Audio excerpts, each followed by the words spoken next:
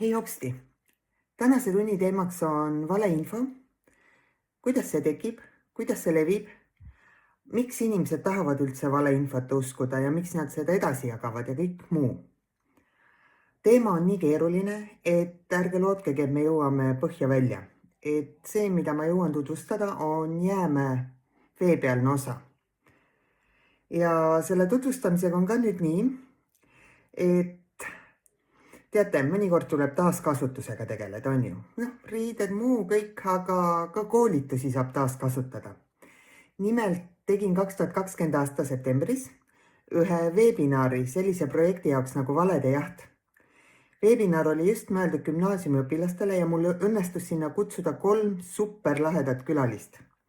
Üks neist külalistest on Kaja Kallas, kes on tänasel päeval Eesti peaminister, aga tol hetkel oli ta Europarlamendi saadik ning ta oli sõna võtnud meedias just valeinfo manipulatsiooni teemadega ning seetõttu tundus teda paslik kutsuda. Teine külaline selles webinaris oli Maria Murumaa-Mengel. Ta oli ka minu magistritöö juhendaja, kuid lisaks sellele on ta õppejõud Ühiskonnateaduste Instituudis ning tegeleb sellise valeinfo, digipädevuste, sotsiaalmeedia ja kogu nende teemadega igapäevaselt just teoreetilist poolt uurides. Ja kolmanda inimesena oli mul külla kutsutud Aare Kirna. Tema on infoturbe spetsialist ja seda teinud juba aastakümneid. Ehk siis kindlasti inimene, kes teab ka interneti tumedamat poolt ja halvemat poolt ja oskab sellest rääkida, et miks need asjad nii on. Kahjuks, nagu ikka siin maailmas, kui tehnikaga on asi, siis ma olin väga pettunud, kui peale webinari selgus, et mingi osa webinarist audio ei ole kuuldav. Sest seda me ei märganud webinari toimumise ajal ja oli kurb. Aga nüüd, kus mul tuli just see teema jälle siin loengusarjas esile, siis ma hakkasin mõtlema, et tegelikult seal on vaikivas olekus umbes 5 või 7 minutit. Et kui see kõik ilusasti augud välja lõigata, võib-olla heli veidikene ühtlasemaks teha, siis tegelikult on see super sisuga webinar. Ja ma kirjutasin Haridus- ja Noorteametisse, kes seda projekti vedas, küsisin, kas võin nende videot kasutada. Nad olid väga lahkelt nõus, saatsid mulle algse faili, palusid logot peale panna ja ütlesid, et toimetagu ma ka. Ja eks ma panengi nüüd peale selle, et mis mu toimetamistest sai. Ja kahjuks kõik ei õnnestunud, et võib-olla seal paaris kohas ei ole pilt ja heli päris sünkis, nii et see on täiesti okei, kui te otsustate hoopis Spotify'st asja kuulata, sest oluline on jutt. Pilt on tore, aga oluline selle webinari puhul on puhtalt jutt. Aga olgu, igastahes head vaatamist ja ma peale videot ütlen veel paar sõna. Üritatakse seda siis tekitada seda sellist levikut, kui hakkab nagu tekkima orgaaniline levik, eks ole, alguses võib-olla robotitega ja ega see eesmärk on ju see, et esimene tõsiseltvõetav kanal võtaks selle ülesse. Kui me mõtleme näiteks Ukraina kriisi peale, siis kui oli, siis oli ju see, et tegelikult see, et tegemist on kodusõjaga, seda siis seal levitasid mingid suvalised kanalid, kuniks selle võttis üles Guardian ja siis kadusid kõik need algsed allikad ära, et tegelikult, et kui nüüd ajakirjanik, kes seda kirjutab, läheb tagasi, üritab tagasi minna selle algallika juurde, et oot, et kust see tuli või kust tuli see, siis niipea kui selle võtab päriselt üle siis ülemaailmselt tunnustatud väljaanne, siis kustutatakse need varasemad ära ja tegelikult kõik viitavad juba Guardianile, et ta saab nagu hoopis teistsuguse siis kõlapinna ja hoopis teistsuguse tugevuse. Kuulge, Guardianis ju kirjutati, see ei ole ometi mingi fake news sait. Et teatud mõttes nagu meedia või infopesu toimub, on ju, et me oleme ju kuulnud ju rohepesust ja teaduspesust ja kõigest muust, aga nüüd jah, tõepoolest näeb sellist infopesu päris palju. Et rahapesu saab veel ette kujutada kuidagi visuaalselt, kuidas see raha seal pesumasinas on, aga infopesu tundub minu jaoks ka nii abstraktne mõiste. Aga te läksitegi sinna, et mis nende valede eesmärk võib olla, et Ukraina puhul, mis Kaja nüüd tõi, oli otseselt selline Vene propaganda osa. Aga mis veel võib valede eesmärk olla, eriti kui nad ongi eesmärgistatud valed, mitte kogemata ajan jama. No ega... on kasutus täiesti elementaarne. Et IT-maailmas on üsna levinud skeem, et valetatakse näiteks ennast äripartneri raamatupidajaks ja siis saadetakse sellele samale äripartnerile arve, milles on arve saaja arve numbriks hoopis teine, mis tegelikult peaks olema. Ja raha kantaksegi valele kontole üle. Jah, ja ühiskondlikult suuremas pildis on ka täpselt see, et kui sa tahad manipuleerida suuri inimrühmi, siis levitades valet suudad sa tegelikult ässitada inimesi üles tegema, võib-olla manipuleerida inimesi tegema midagi, mis siis mõjutab suuri protsesse. Et tegelikult üks väga huvitav raamat on The End of Power, Moises Naim on selle autor, kus ta ütleb, et tänapäeval järjest suuremad protsessid on järjest väiksemate gruppide pantvangis, sellepärast et need väiksed grupid on alati millegi vastu ja nad suudavad vetostada nagu suuri protsesse. Kui me mõtleme jällegi Euroopa tasandilt, näiteks Kanada, Euroopa vaheline vabakaubandusleping, mille nagu tegelikult siis Belgia üks parlamendi osa suutis nagu blokeerida ja kui hakati vaatama, et kõik need väited, millele nad nagu tuginesid, et umbes väga paha on see, siis tegelikult nad ei olnud seda lepingut lugenud. Et seal lepingus olid need kõik teemad nagu maha võetud, aga inimesed aeti nii pööraseks sellega, et inimesed olid tänaval ja kõik vaatab, et suur protsess lähebki tegelikult nagu aia taha, sest et väike grupp suudab internetis tekitada nii palju kära ja inimesi niivõrd üles siis ärgitada täitsa puhtalt vale põhjal. Ja siia juurde, tegelikult see on ju hästi vana teadmine, mis ei ole üldse nagu ainult akadeemiline, vaid kõik ju teavad seda, et teise inimese soovitavalt sellise mõjuka inimese, kes on sinu jaoks kuidagimoodi oluline, arvamus on palju tähtsam kui mingisugune hästi läbitöötatud dokument või uudislugu või mis iganes. Et see kaheastmeline kommunikatsioonivoogude teooria pädeb väga hästi sotsiaalmeedias ka, sest kui ikka sinu sõber või influencer, suunamudija, keda sa usaldad ja jälgid, ütleb, et Tallinn pannakse kinni, minge nüüd kähku, siis sa ei peatu ja ei pane sellele peale sellist infofiltrit või nagu sellist küsimuse filtrit, mis tegelikult peaks iga tekst läbima, kui võib-olla mingi tekst, mis tundub sulle kaugem. Et kui mingisugused populaarsemad tegijad midagi väga veendunult väidavad, siis me just nagu ei lähegi küsima, et aga kust sa tead? Ja, kusjuures siin on üks huvitav, ma lihtsalt vaatan, üks huvitav uuring oli Twitteri uuring 2018. aastal. Siin on ka, milleni nad jõudsid, oli see, et valeinfo levib internetis palju kiiremini kui tõene. Et valeinfo pakub alati midagi täiesti uudset. Seda ei piira tegelikult päriselu raamid ja tõepärasuse nõue, et valed sisaldavaid uudiseid jagati 70% tõenäolisemalt kui tõeseid lugusid ja need jõudsid oma algallikast 2 korda kaugemale, et 1500 lugeja piirini jõudsid valeuudised tõel põhinevatest uudistest 6 korda kiiremini. Et see on see vale ümber maailma jõudmise lugu, eks ole. Et see on tegelikult päris pöörane. Et seda uuringut ma isegi olen vist natuke jälginud, et selle ümber läks hull poleemika pärast lahti, et kuidas see ikkagi saadud on ja nii edasi, et seal on nagu teatud küsitavused, aga põhimõtteliselt on see, meile meeldib hea lugu. Ja see hea lugu on, et vaktsiinid tegid kellegi haigeks või maa on äkki lapid, kes teab, siis meil nagu on lihtne sinna lõksu minna, et mõtelda on mõnus. Tahtsin küsida, et kas inimesed, alguses ma tahtsin küsida, kas inimesed valetavad rohkem, aga nüüd ma tahan küsida, kas inimesed on siis kergeusklikumad teie andmeid, et kui varasemalt? Ja tähendab, siin on minu meelest, see on jälle nagu suurem pilt, et selle kohta on ka palju huvitavaid raamatuid kirjutatud ja eelkõige siis see, kuidas ka tehnoloogia areng mõjutab meie enda käitumist.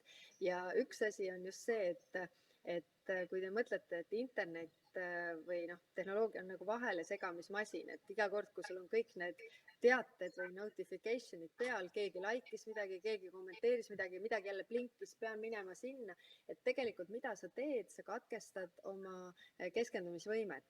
Ja kui sinu keskendumisvõime on piiratud, siis sul ei teki pikaajalist mälu ja kui sul ei teki pikaajalist mälu, siis ei teki sul ka kriitilist mõtlemisvõimet, sest sa lihtsalt ei mäleta, mida sa oled lugenud või kuulnud varasemalt, et tekitada neid seoseid omavahel.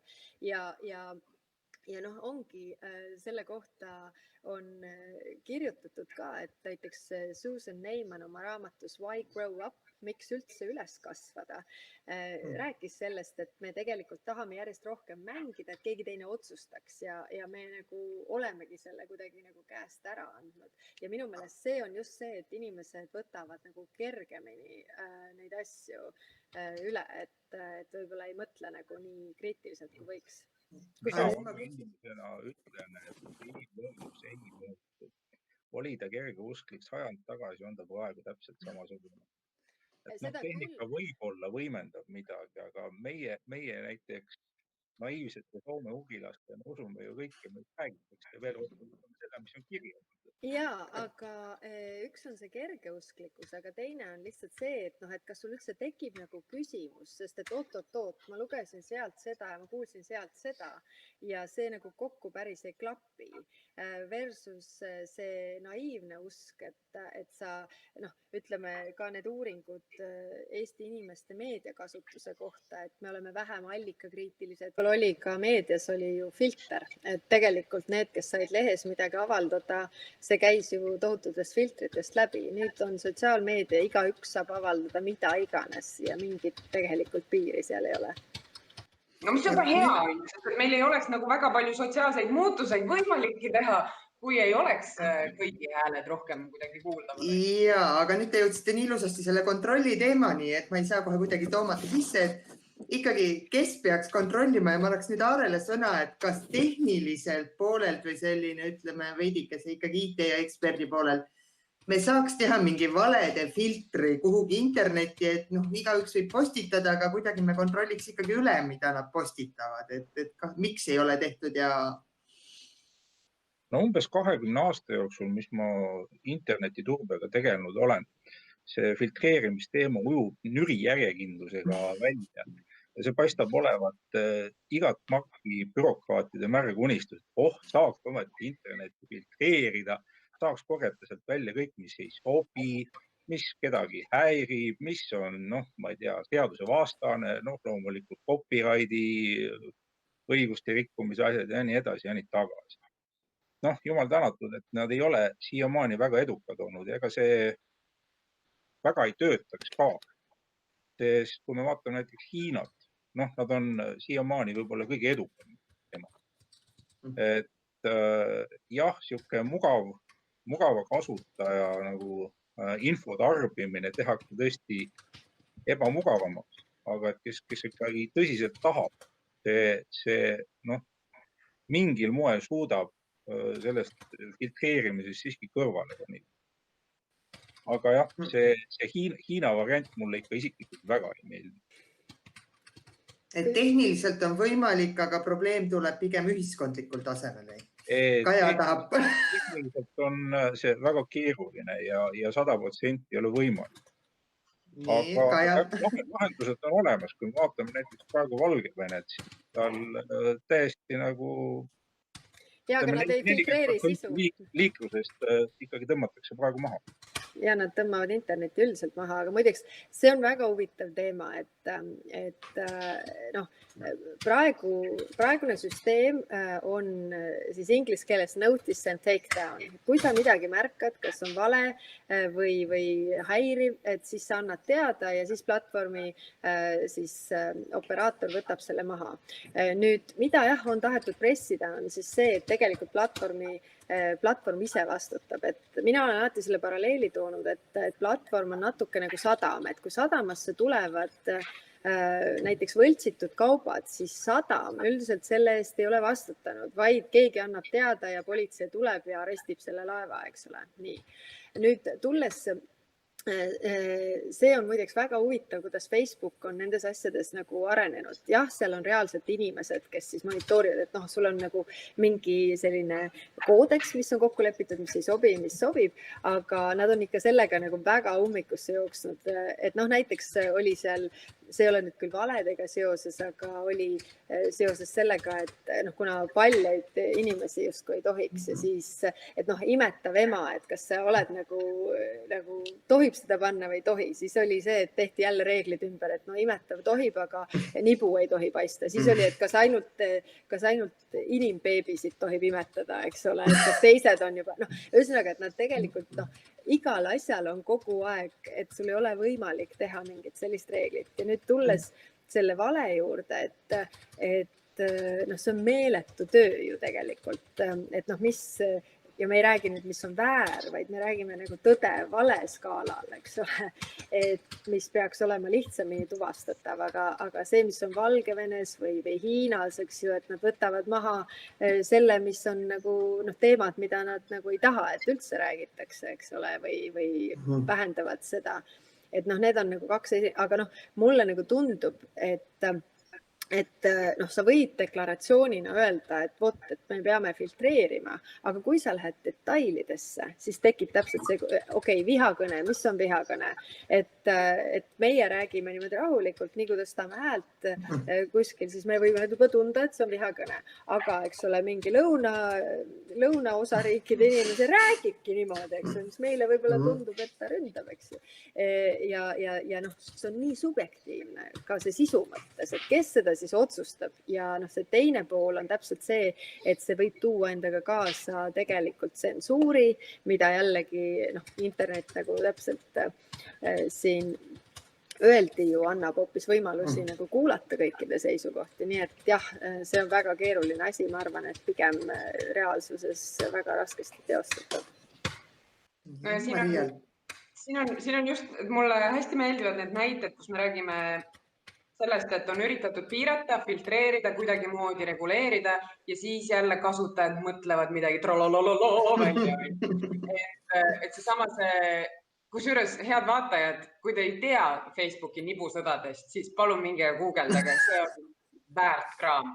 Sest seal oli täpselt näha seda, kuidas inimesed hakkasid protestima normi, või mitte isegi normi, vaid nagu seaduse vastu, mis neile kehtestati, millega nad nõus ei olnud. Ja samamoodi on olnud ju internetifoorumites üritatud filtreerida välja sõna porn ja siis on väga kiiresti kasutajad sõnatult leppinud kokku, et nüüd me kirjutame seda sõna hoopis teistmoodi, kuni välja selleni, et see ei ole enam porn, vaid see on prawn ja siis kuni selleni, et see on hoopiski krevett ja mis iganes. Et tekivad sellised nagu kodeeritud keeled, mida on veel raskem hallata, veel raskem neid mõista ja aru saada, mis tõttu ma oleks ka väga-väga ettevaatlik igasuguste selliste otseste piirangute ja filtreerimistega, et ärme alahinda seda, kui leidlikud on inimesed.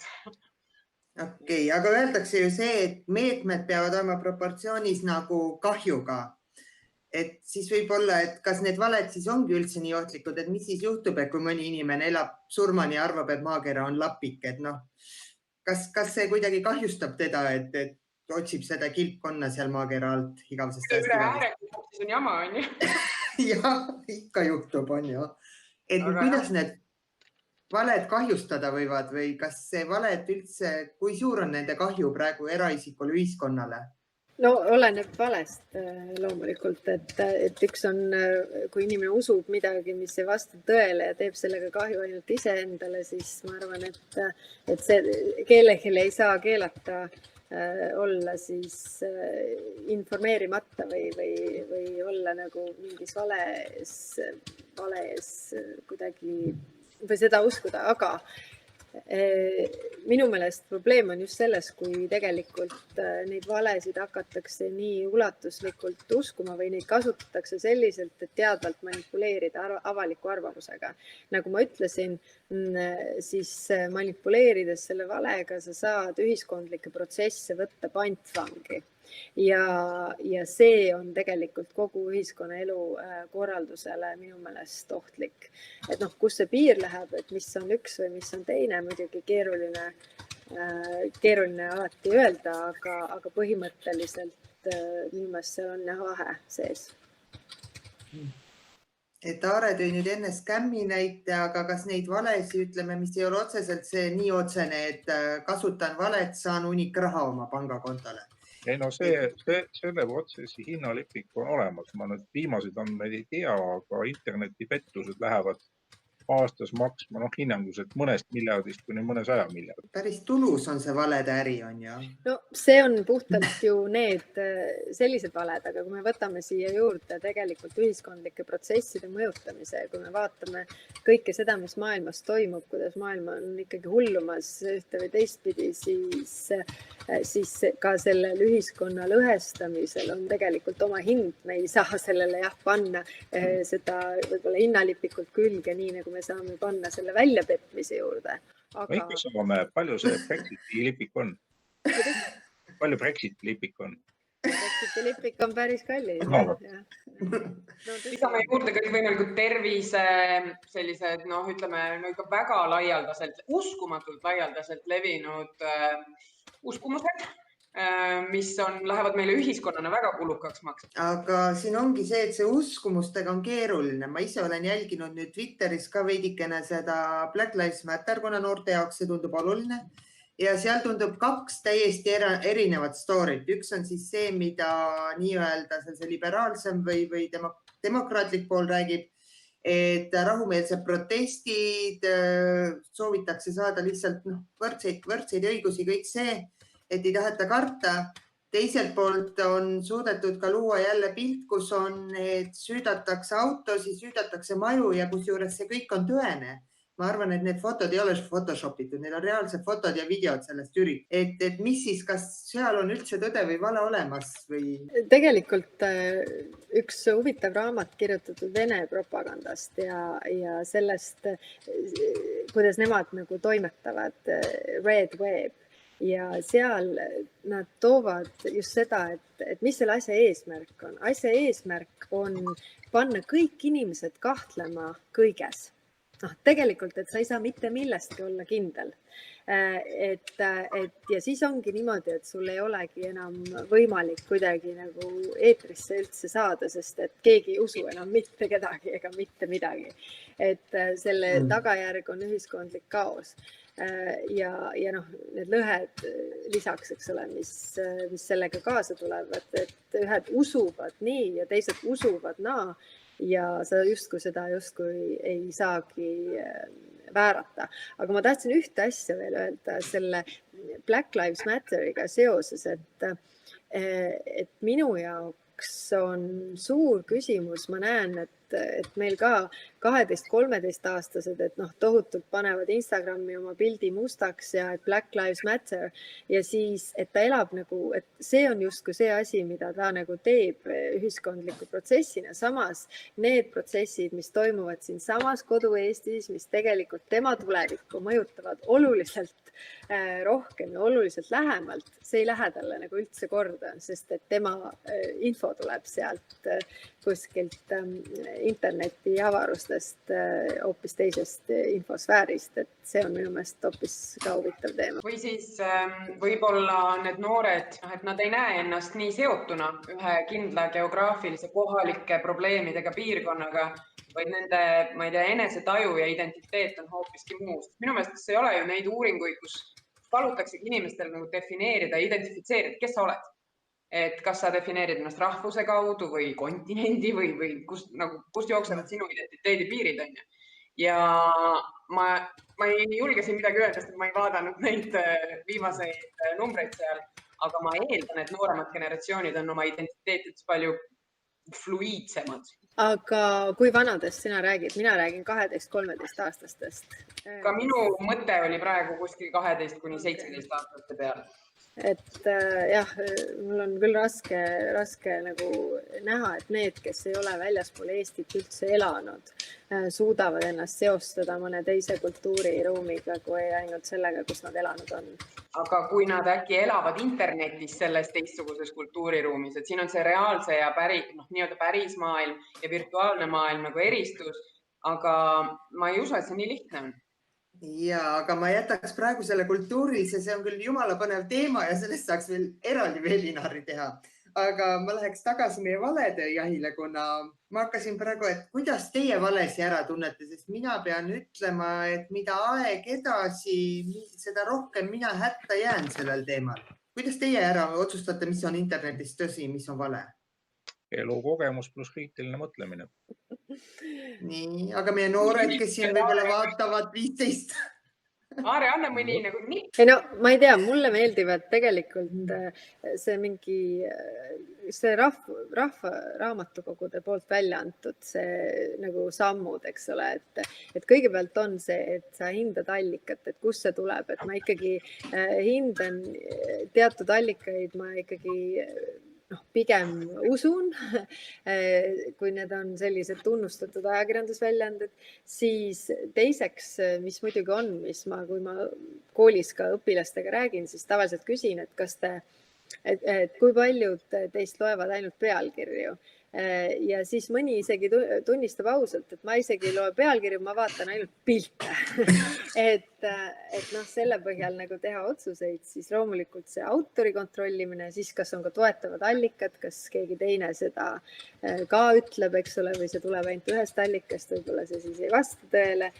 Siis kuupäev, sellega ma olen ise kokku puutunud, et mingid asjad, mis ma olen öelnud aastaid tagasi hoopis teises kontekstis, avaldatakse justkui uuena, nagu ma seda ütleks praegu, mis ei vasta tõele, eks ole. Et see on siis loomulikult see nalja aspekt, et Eestis on selline huvitav või lahe sait nagu lugejakiri.ee ja selle autor käis meile ka rääkimas, kuidas inimesed ikka nalja üldse ei mõista, et kuidas seda võetakse nagu tõe pähe ja kuidas ta saab selles osas kriitikat. Ja muidugi, ega seda oma hoiaku asja ju peab ka kontrollima, et kas ma olen nagu, ütleme, oma uskumustega kuidagi kaldus sinna poole, mida ma tahan näha. Et need kognitiivsed kalded, nendega võiks igaüks nagu paremini tuttavaks saada, et siis sa saad aru, kus su enda aju sulle käkki keerab, on ju. Aga siia võiks veel lisada seda, et mis käib küll see on nii suur nõuanne, et seda on hästi raske teha. See on umbes nagu, et kasvata endale elukogemus, on ju. See on teatud mõttes nagu sellise nagu tempo, oma infovoogude tempostamine, et sa seisad teadlikult vastu sellele hästi kiirele tarbimisele ja sa, need pausid kuidagi nagu mentaalselt disainid sisse oma info tarbimisse, et sa nagu teed sellise väikese peatuse ja küsid, et kas see on täiuslik info, mis ma sellest arvan, kuidas ma selle suhtes ennast tunnen ja siis võib-olla on sul nagu rohkem aega ka minna selle juurde, millest rääkis Kaja. Et sa hakkad allikat kontrollima, lugema üle, kas seal on mingid hinnangud peidus, sest et minu jaoks on alati selline hea vihje on, siis kui ma juba tean, et mõned minu ringkondades olevad inimesed, kes nagu on eelnevalt ka jäänud vahele selliste asjadega, jagavad igasuguseid huvitavaid asju, siis ma olen väga kriitiline, aga teiselt poolt ka siis, kui näiteks mulle pakendatakse või pakutakse uudislikku teksti, aga seal on hinnangud sees kohe pealkirjas, liidis ja ma ei tea, foto allkirjas juba on ju. Et sellist nagu hinnangu ja mittehinnangulise keele nüansside tundmist, eesti keele õpetajad on mega õnnelikud praegu, et ma ütlen seda, aga keele süvatundmine on tegelikult hästi oluline tööriist, et sa saad aru, millal mingisuguseid sõnu kasutatakse. Ja lisaks see on nagu hästi hea nipp, mis on mind päästnud nii mõnigi kord, et ma guugeldan neid keskseid märksõnu ja panen sinna taha hoax või Snopesist lähen vaatan, kui need on sellised globaalsema minekuga teemad. Ja kui on visuaalne info, mida ju liigub ka väga palju, siis tasub alati teha see tagurpidi pildi otsing, Google Reverse Search. Kui te ei oska veel armsad vaatajad, siis õppige see ära, et see vangepanekust. Aga ma tahaks ikkagi Aaret, ma ei saa nii rahule jätta, et see elukogemus kõlab väga hästi, aga seda elukogemust, kuidas ma ütlen, see võtab aastaid ja aastakümneid, et omandada. Samal ajal selle meie kampaania või valede jahi kampaania eesmärk ongi just noored vanuses 7–19 õpetada, kuidas seda valet ära tunda, et äkki sa suudad mõned, mis kohe tundub, et kohe sa viskad pilgu peale ja vale kõrvad paistavad vastu. Et mõned nipid anda. Haridus ei jookse kellelgi mööda külgi maha, ka nooremal kooliajal.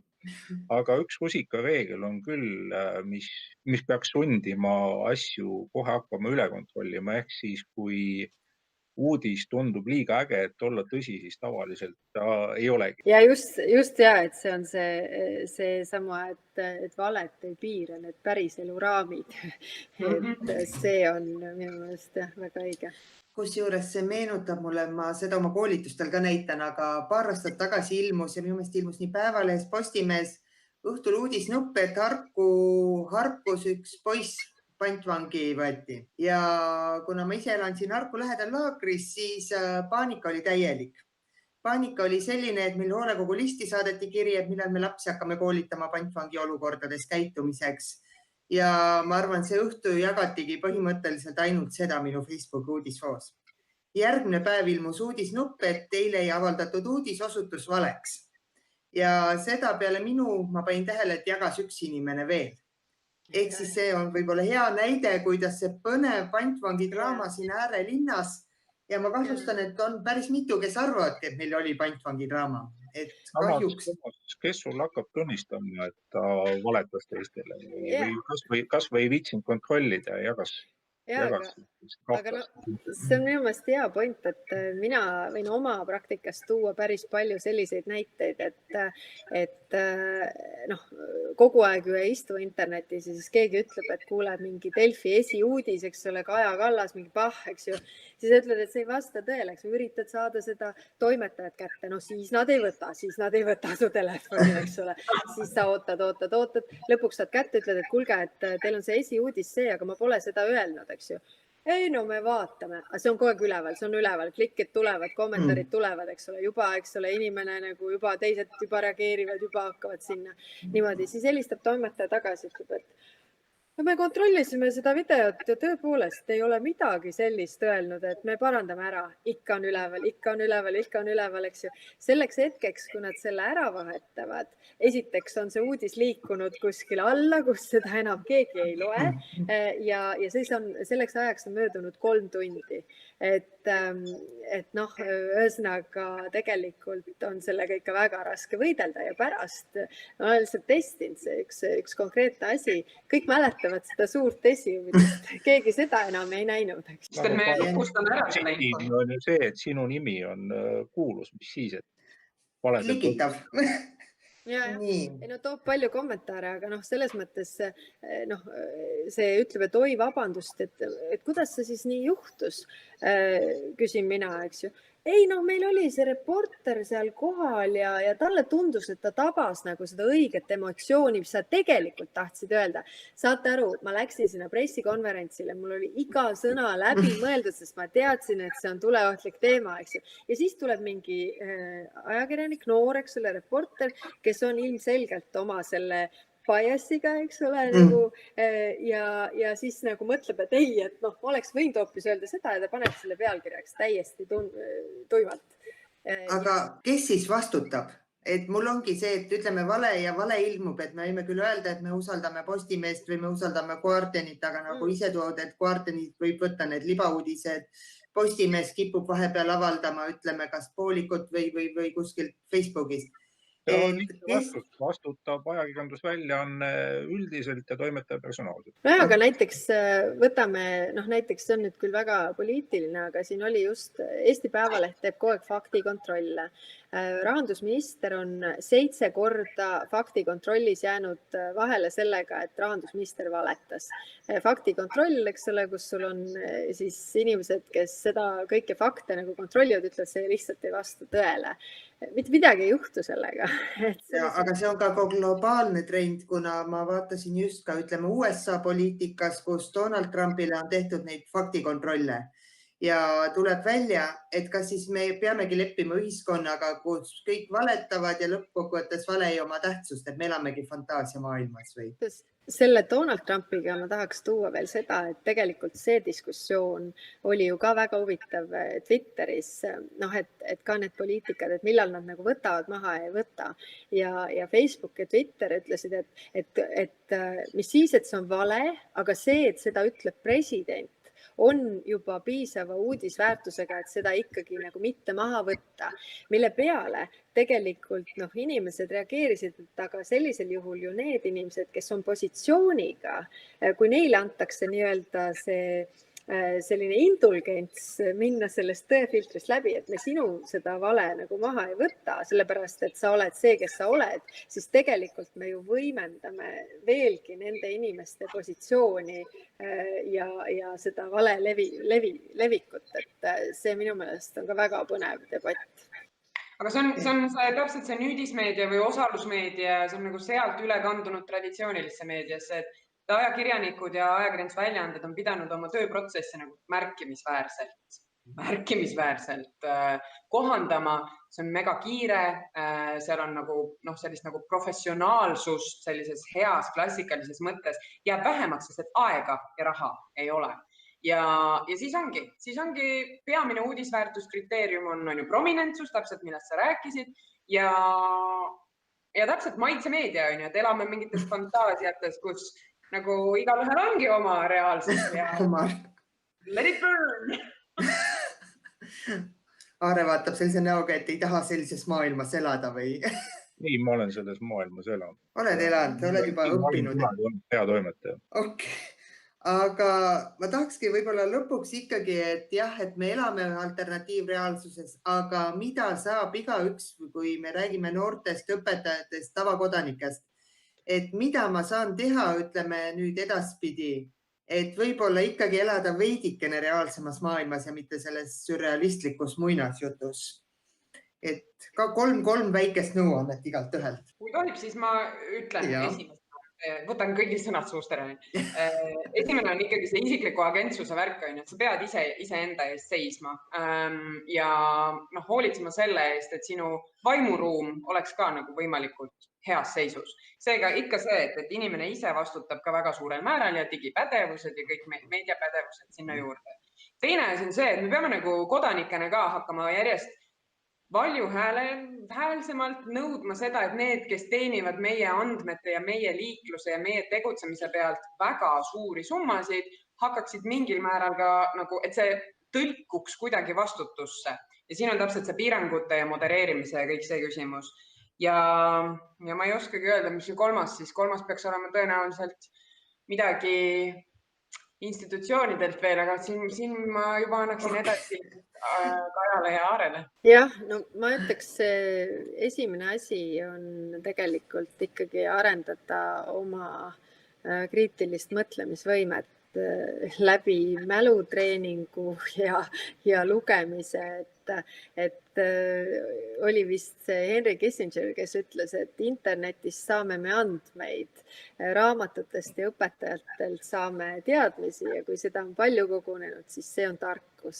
Et nagu tegelikult sul oleks nagu endal vähemalt mingid punased tulukesed läheksid põlema. Teine asi, ma soovitan vaadata seda sama slaide, mis on minu meelest ka Rahvusraamatukogu lehel selle kohta, kuidas valeuudiseid ära tunda, kus on need piltide keeles ka edasi antud, et kuidas kontrollida, mis on tõde ja mis on vale ja võib-olla kolmas asi on jah see, et mitte siis lasta endal olla mingi ettur, kellega siis manipuleeritakse, et küsida küsimusi sellest tulenevalt, et kas mingid asjad vastavad tõele või vastavad uskumustele. Mina lihtsalt paneks südamele, et ärge tehke ise kurja. Et ei ole nagu vaja kas siis kellegi kohta midagi kokku kirjutada või kui näete mingisugust noh, kas lugu, artiklit, et sinna sapiseid kommentaare postitada või siis jagada edasi mingit ägedat asja, mille tõepärad ei ole kindlad. Noh, sellised elementaarsed asjad, mida te võib-olla sooviksite, et teie kohta ka ei tehta. ja ongi läbi. Tegelikult oleks jah, seal veidi mõned mõttekäigud pikemalt pidanud olema. Aga mis sa teed, kui tehnilised kotermanni ründavad? Ma loodan, et igaüks teist leidis siit uusi mõtteid. Et te olete veidike paranoilisemad, veidi valvsamad, kui järgmine kord oma uudisvoogu vaatate ja midagi edasi tahate jagada. Kõige olulisemad mõtted ongi need, et kontrolli allikat. Vaata, mis ajal on lugu kirjutatud. Mõtle, kelle huvides see lugu võib olla kirjutatud. Tegelikult me jõuame ka eelmise mooduli teemadeni, et see ajakirjanduse telgitagused ja kõik muu. Et kogu see kursus lõpuks põimub üheks suureks tervikuks. Lihtsalt praegu ma saan teile anda ühe tüki ja teise tüki. Ja eks kokkuvõtvas loengus tulebki vaadata, kuidas need tükid kokku põimuvad. Need, kes sattusid seda loengut kuulama, vaatama lihtsalt huvi pärast ja mitte kohustuslikus korras, siis teid ma tänan tähelepanu eest. Järgmised loengu näete ka kohe ära, ülejäänud tulevad mingi aja pärast. Aga armsad õpilased, kellel see ei ole nii vabatahtlik, siis teile lisaks sellele video vaatamisele on nüüd teine ülesanne see, et minge sinna Valede Jahi veebilehele. See link on siin video all, lisaks on ta olemas teil Schoolabi keskkonnas ja tutvuge selle lehega ka. Ma ei ütle, et te rida-realt kõike läbi peate lugema, aga laske diagonaalis silmadega üle ja vaadake just visuaale. Sest sealt visuaalide baasilt võivad tulla mõned küsimused teie testi ja kui te seda lehte ei vaata, siis te lihtsalt maksimumpunkte ei pruugi saada. Ega te ei pea. Aga jah, et test tehke ka kindlasti ära, palun ärge unustage seda esita või saada nuppu vajutamast, et ei tekiks neid probleeme, mida ma lahendan siin privaatsõnumites iga päev. Ning varsti ootan teilt juba iseseisvaid töid, aga üks nädal on muidugi veel.